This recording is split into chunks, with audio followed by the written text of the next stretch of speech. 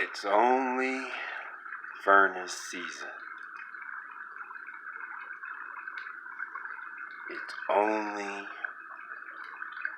furnace season. Time to turn up the heat. Time to burn out some impurities, as it were.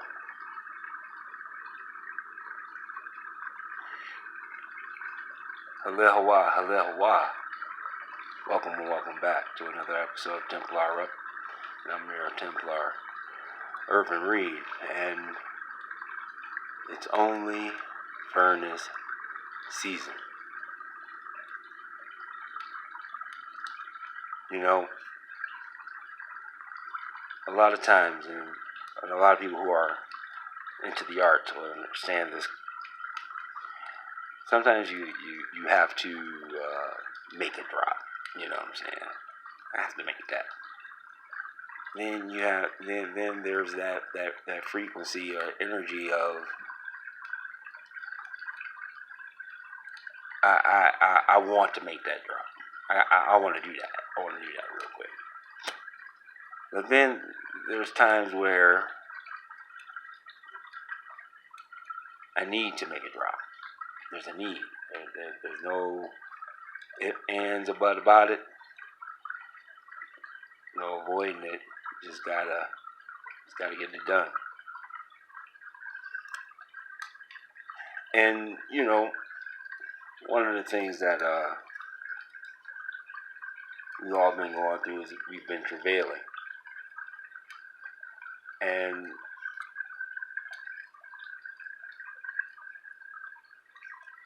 when you go through,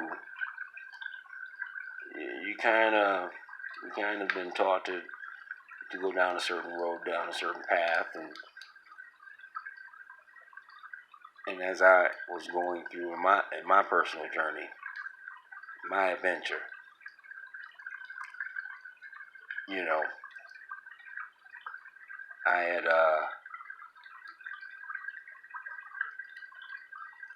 I came across something that really was mind-boggling to me, and because the drop was really dealing with behavior, and sometimes when it comes to behavior, we don't like correction.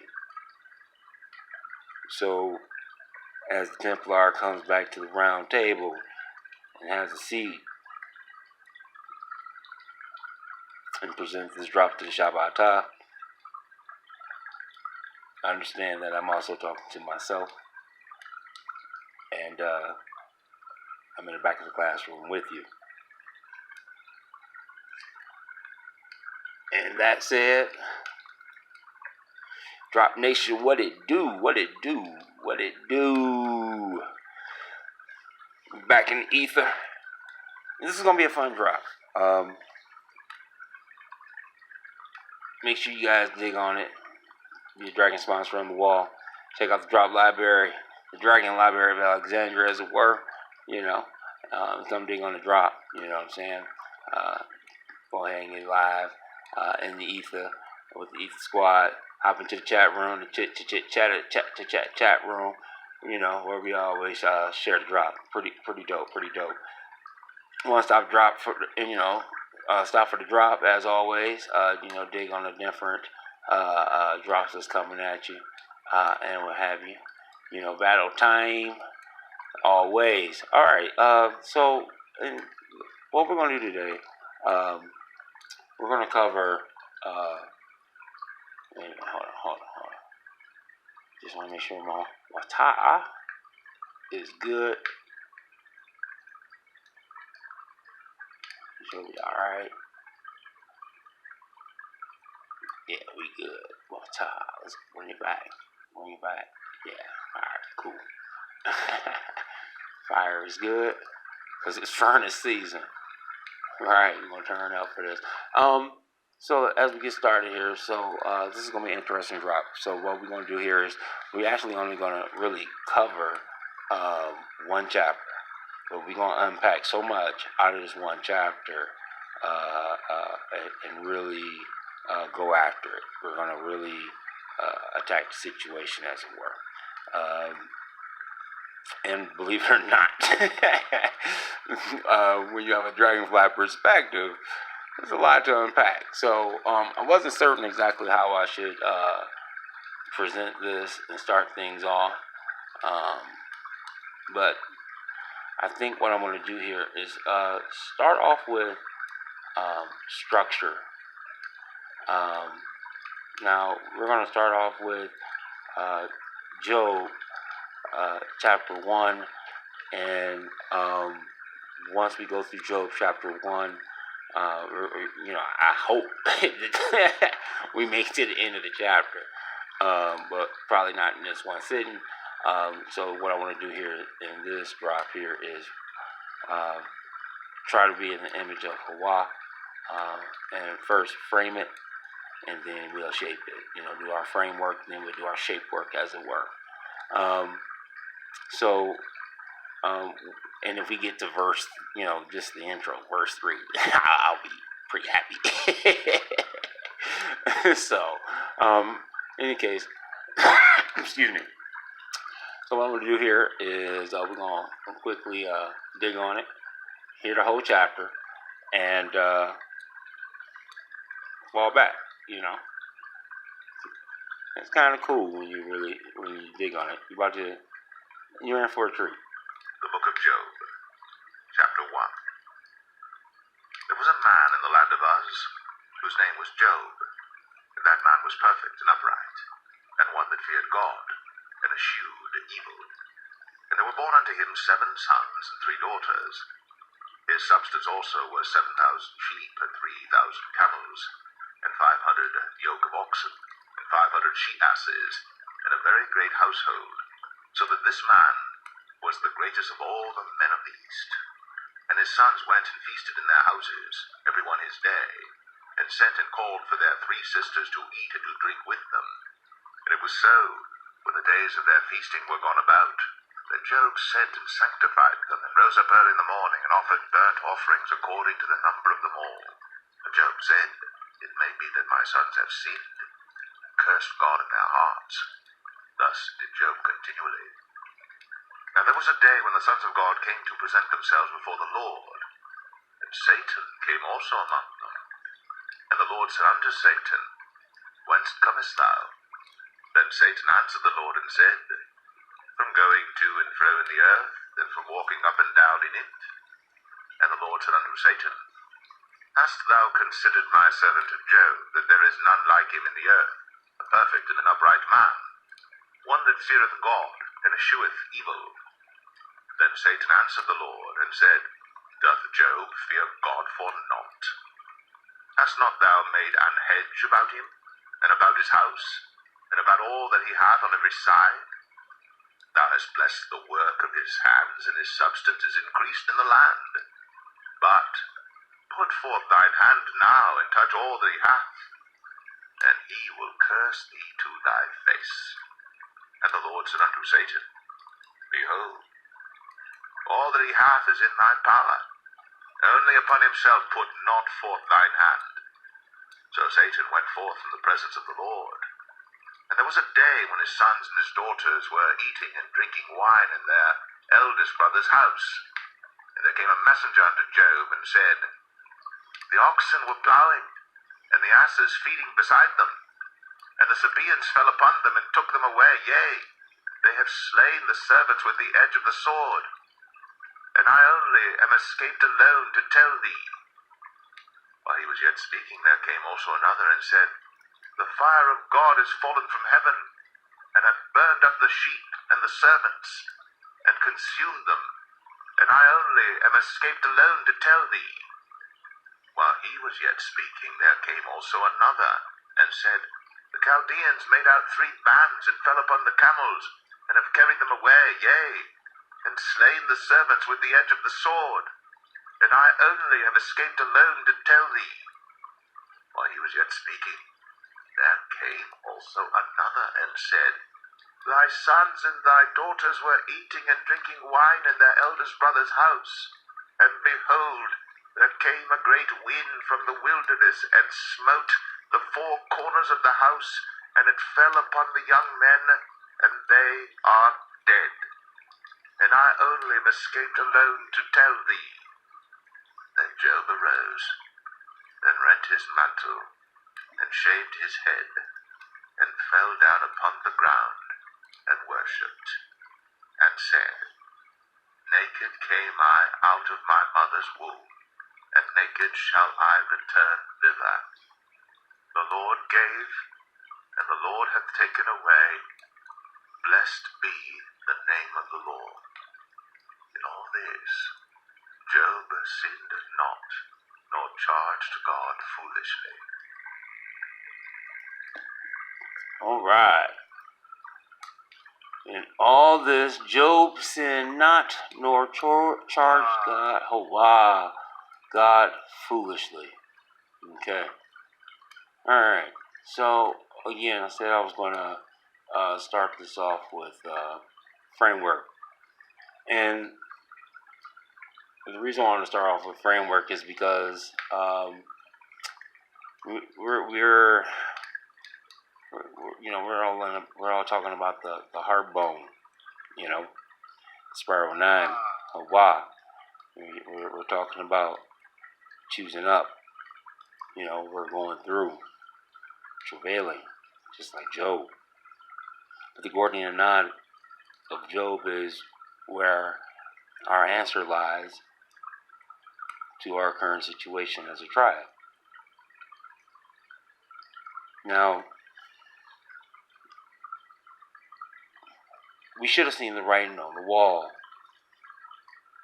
because we've been doing this in search for Prester John, following the commandments, searching for our priest king, being dragons on the wall.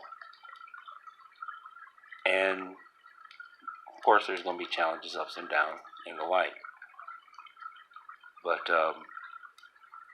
this is 2019. That makes it 3 all day, right? The 0 and 9 are both 0 and 9. They cancel each other out. They don't, Vortex math. 2 and 1, that makes 1. 2 and 1, it makes 3.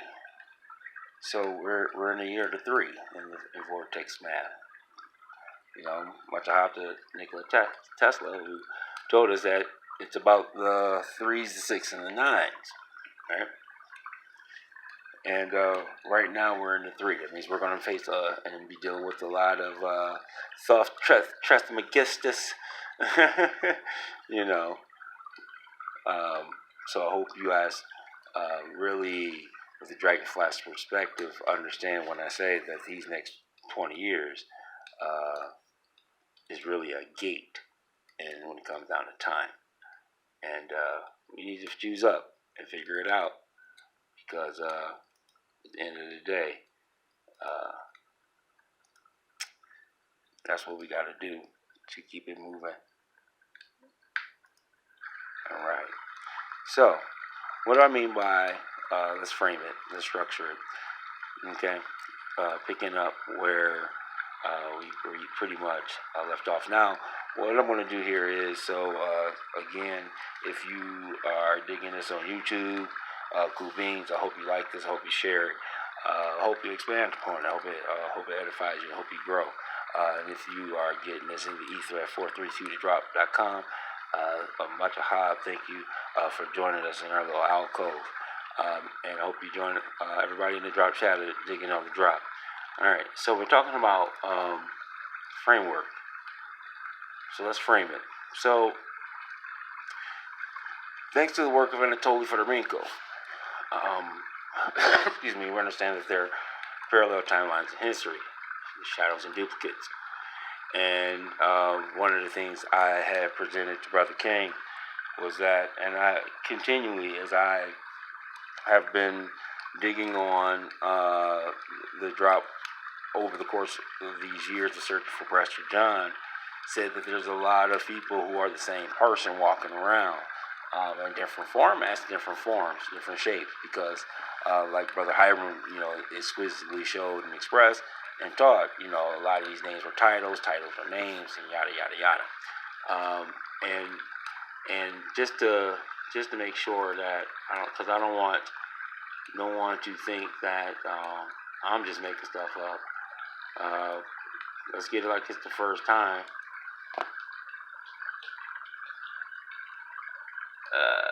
Let's see here.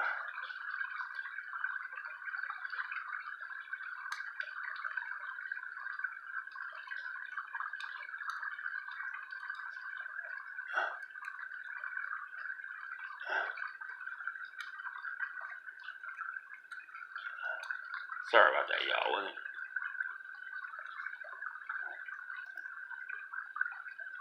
There we go. So it's extremely difficult to use. Do you want to jump? Let's see here. I think happened historically to produce those shifts. But his is 78 years. He has an account of each one of these and how these could have happened historically to produce those shifts. But his is what we might call one radical interpretation. Now, before you say this guy's out of his mind, what Fomenko does, given one pair of duplicates, what Fomenko does is says, well, can we establish astronomically which one is valid? So, take, for example, Thucydides' Peloponnesian Wars. There are 3 eclipses mentioned in the Peloponnesian Wars. They're described with great fullness. There's a lunar eclipse, an annular solar eclipse, and another lunar eclipse. You can infer what the path of totality was and the whole deal from these descriptions.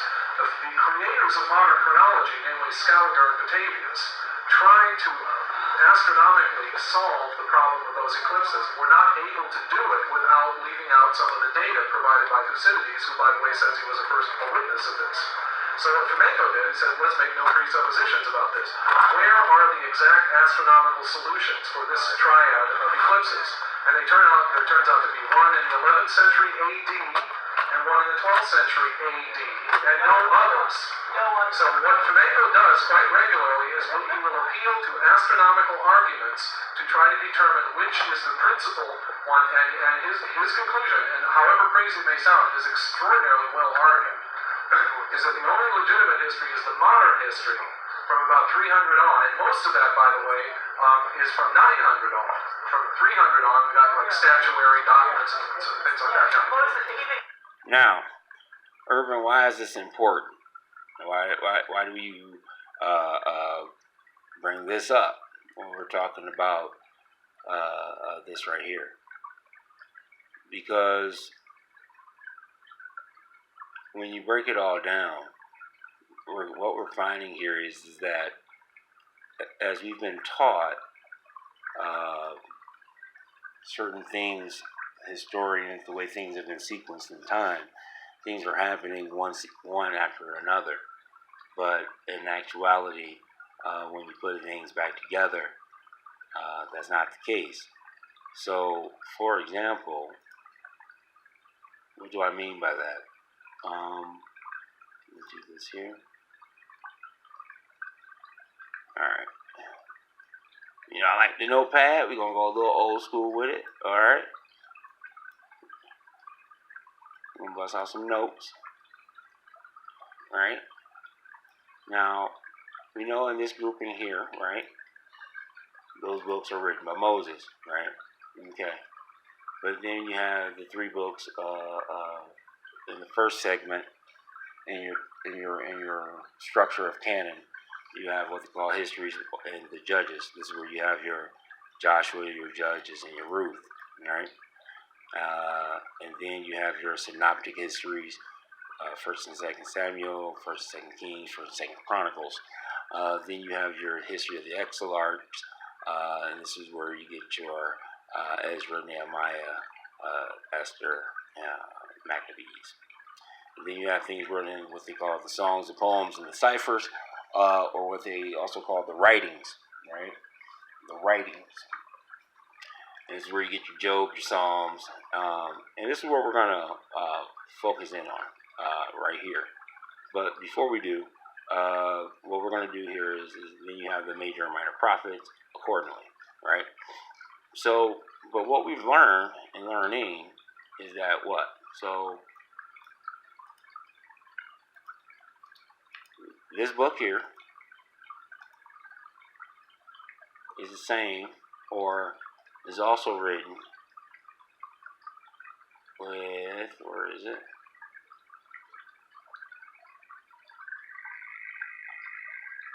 This book here.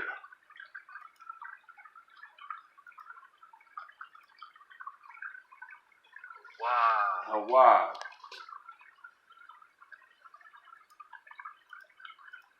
Joshua and Joshua. It's same name, same book. Now, Brother King broke it down with what? We got Nehemiah, right? Now here's his book here. Hawa. Right? But Nehemiah also got you covered here with Esdras.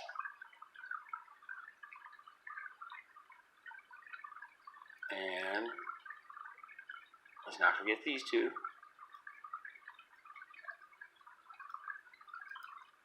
Right?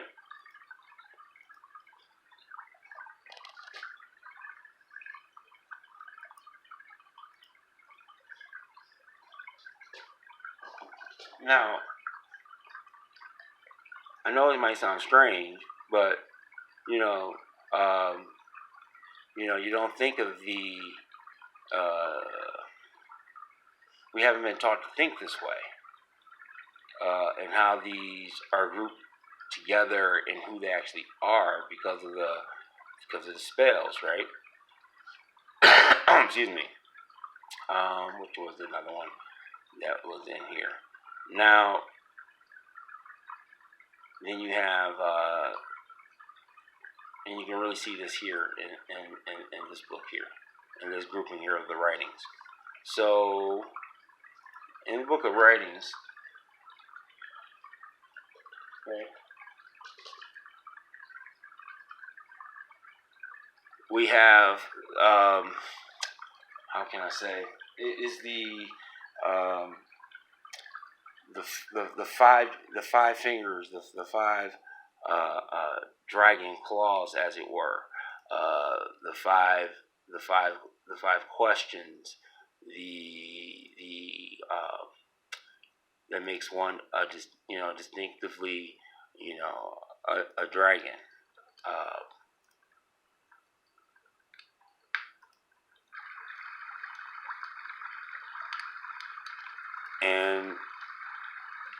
And here it is.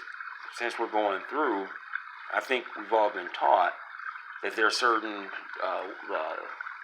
these are the location that you go when you are going through, right?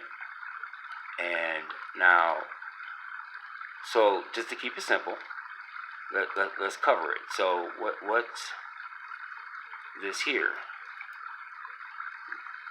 right? This is your what? This is the book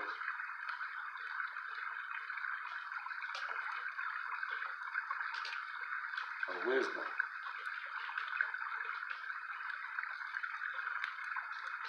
Right?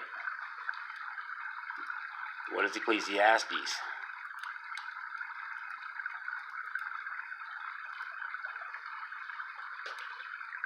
The book of knowledge.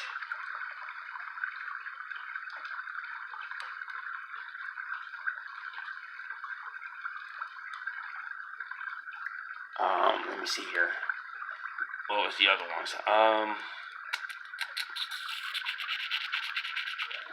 The book of Psalms.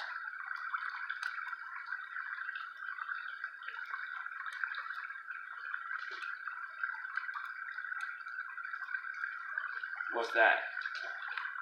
That would be the book of understanding. Right?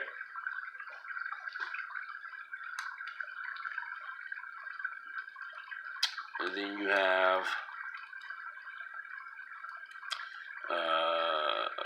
obviously the book of wisdom copy.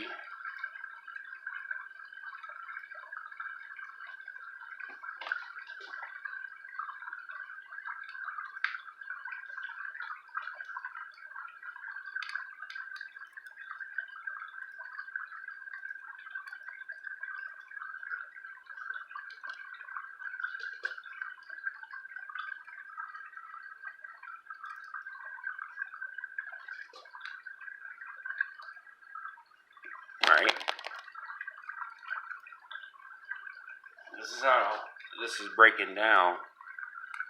So what else do we have, right? Let's keep going. Let's keep building. Now, it's important to understand what was going on here,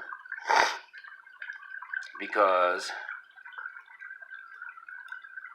if we don't catch this, we're going to miss out on the season that the season is.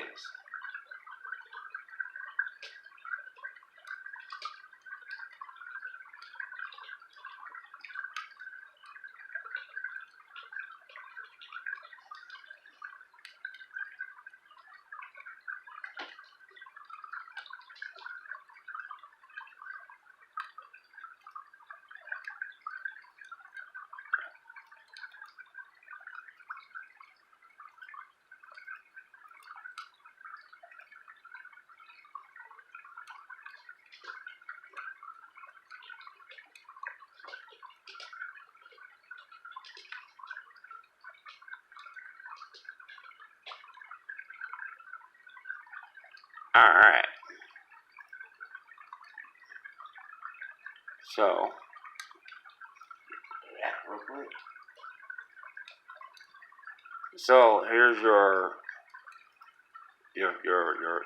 5 dragon books. Okay. The books of wisdom. You have the book of knowledge, which is your Ecclesiastes, the teacher, preacher. The Psalms or the Songs of David, the book of understanding, kingship. Right? Understanding Hawa. You have the book of righteousness, which is Job. Right? Most righteous in the land. And then you got the Song of Songs, which is the book of love and war. Alright? So, understand that what we're going to focus on is Job being the book of righteousness. Because there's a Gordian knot with Job. Anybody know what the Job's Gordian knot? Anybody? Job's Gordian knot it's the oldest book in the Torah, but it's not in the beginning of the Torah. Why is that? What is the riddle? What's the answer to this riddle of the Sphinx? And to bake your noodle, the reason why that would be is that because the oldest book in the Bible was being written at the beginning of the Bible. And if that be true, then this guy here, this Job, had to be living in a time period somewhere in here. And it's going to bake your noodle. Again, who is this Job? And just surfing the wave, preliminary guess. And this might sound kind of odd, but we keep asking, who is this Daniel guy in the Bible? Who is this cat? And because he keeps popping up in various different dimensions and different ways when you come down to search for the indigenous truth. But, I want to point out something. Daniel, his name is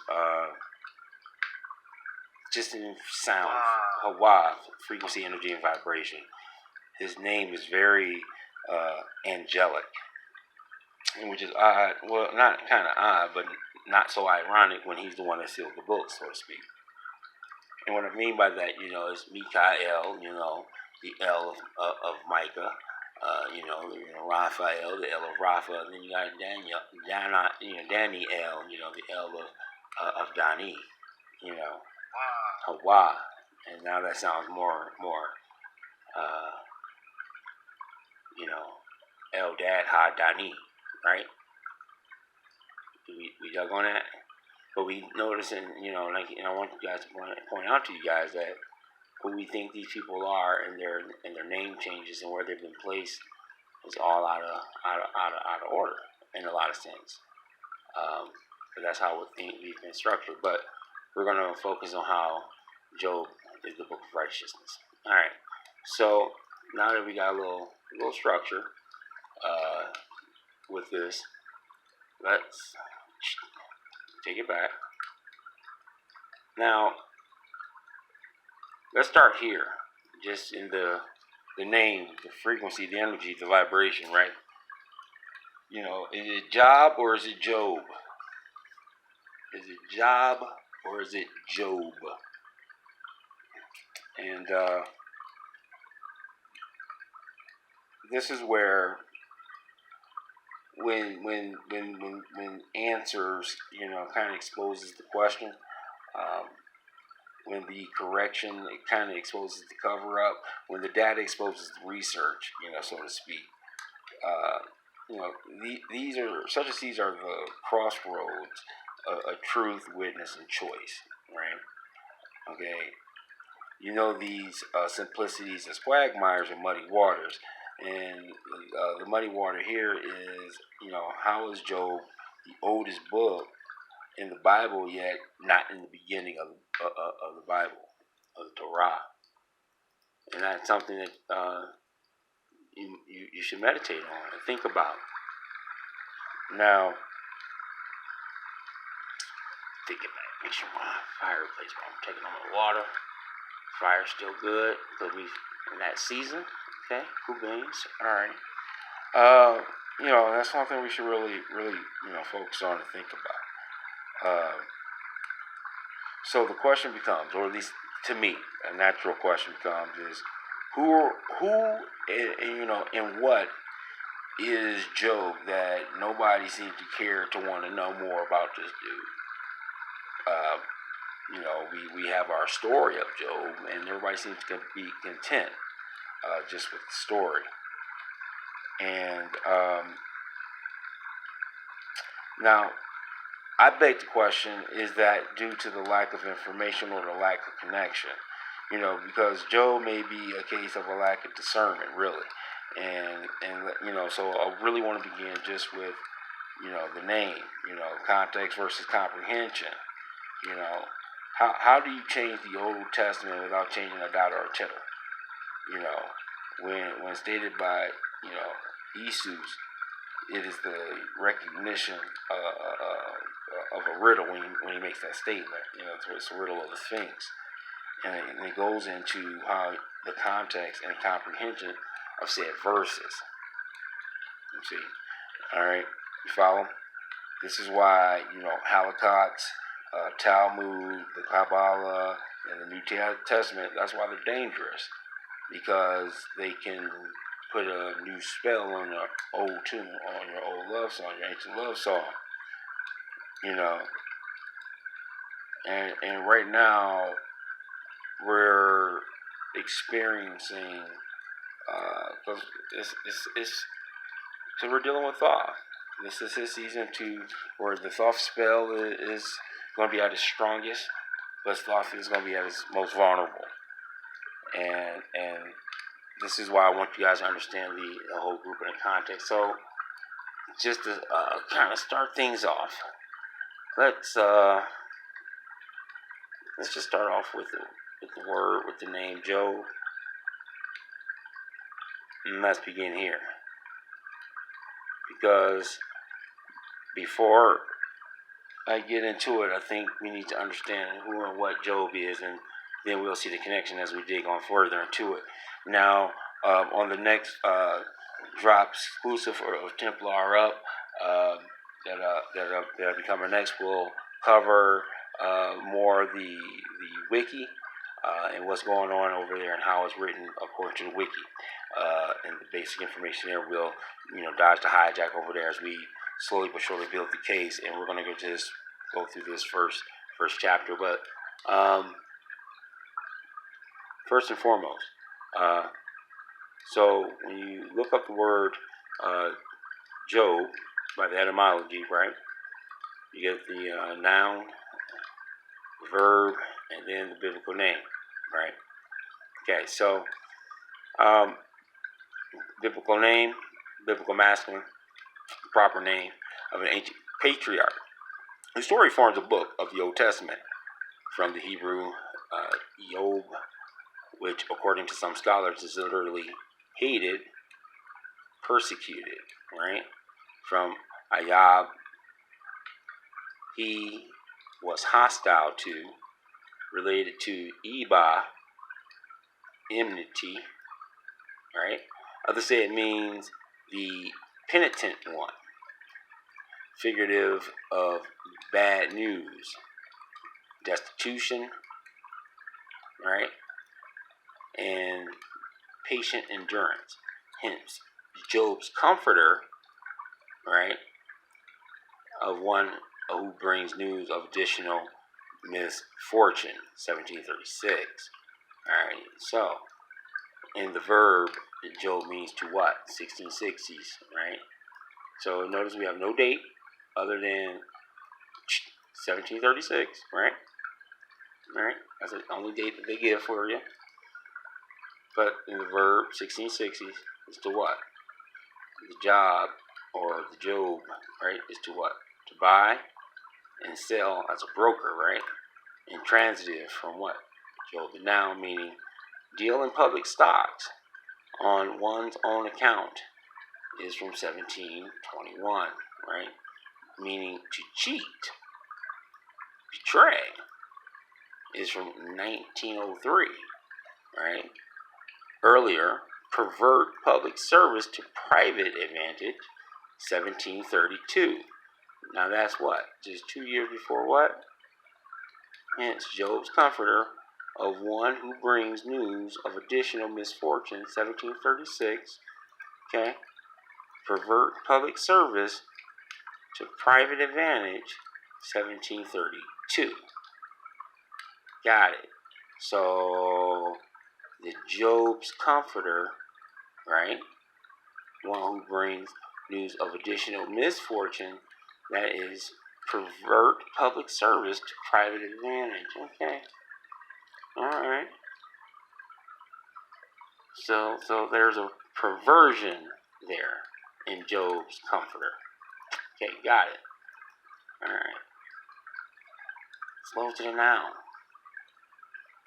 Job, piece of work. Job was a piece of work, right? Something to be done. Something to be done. You see Shabbatah, you surf the wave, and one thing I can attest to, I've witnessed, sometimes there's just certain things that just got to get done. There's a job to do.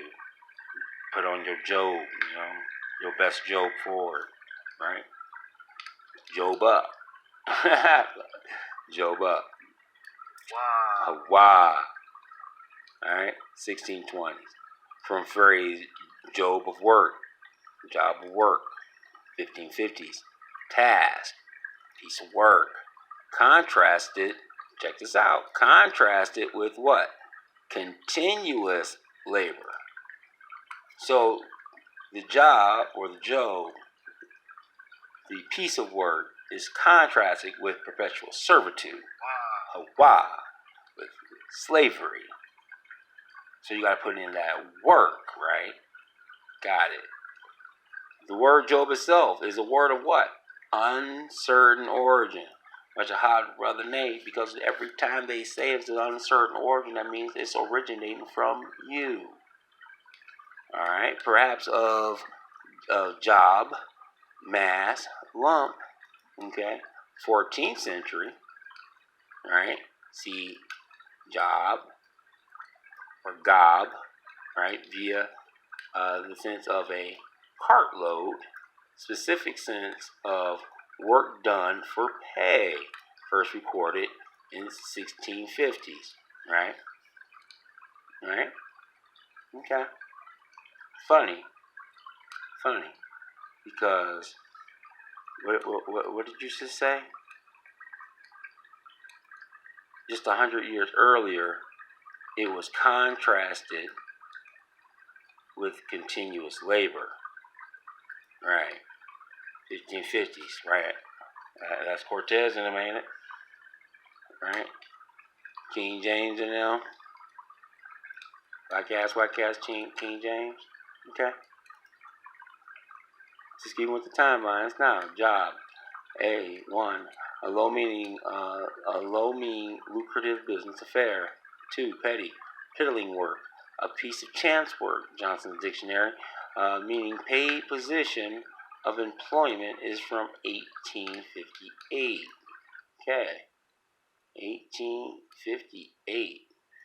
Let's go ahead and refresh the water for the dismount, because we gonna keep unpacking this certain this job, this furnace season. All right. Let's see here. Printer slang sense, piece of work of miscellaneous class, posters, handbills, etc. is from 1795. Hence, job type, notable, large or ornamental or of exceptional form. Job shop, etc. Job lot, 1832, is from an obsolete sense of cartload lump. There's that word again, right? It's obsolete. So after it's been perverted, they made it obsolete. Okay. And then they want to represent it. Got it. All right. Let's see here, which might be a separate form of, again, job. Let's see here now, which is funny because remember there is no J, and the G is a modified C. So it's the job should be cob, or with a C or a K. We covered this. Isn't it corn on the cob? Isn't the maize found here? Right? Isn't this where the harvest is at? This is where you put in the work, right? Right? Then you get enslaved on your own land in the cotton fields, right? Got it. Okay. In any case, let's see here. The very broad sense, the very broad general sense of occurrence, business, state of things is colloquial from the 1700s, seriously 1700, in modern slang or colloquial use. An example. Wow. It's an example, especially a good one, of the thing indicated. Okay. 1927, term of wide application. Okay. Thieves slang sense of theft, robbery, and planned crime is for 1722. Slang meaning specimen, thing, person. Slang meaning specimen, thing, person is from 1927. Okay. So we realize, just like the word dragon, a job is also a person. Got it. And the word itself is of unknown origin. Got it. Possibly connected. Maybe. Got it. But it starts with man, right? The patriarch, the ancient one. Right. Okay. Now, urban, why is it important? Because what we're going to do here is we're going to break down and start off with the very first verse, right? Now, there was a man in the land of Uz whose name was Job, and that man was perfect and upright, and one that feared God and eschewed evil. Okay. Now, this verse here has 3 precepts. The first precept is Genesis 6:9. So let's read it.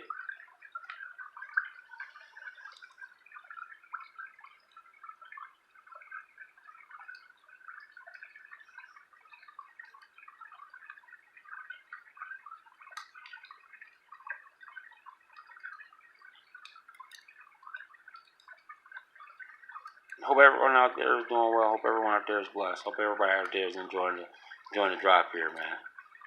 Alright, so it takes us to Genesis 6 and 9. Right? And these are the generations of Noah. Noah was a just man and perfect in his generation, and Noah walked with God. Okay? All right. The next one is Proverbs 8:13. Let's dig on it real quick. Proverbs. All right. Yep. 8:13. The fear of Hawa is to hate evil, pride, and arrogance, and the evil way, and the froward mouth do I hate. Okay? And then we're supposed to take the test. James 5:11. Alright, let's take the test. Dig on it.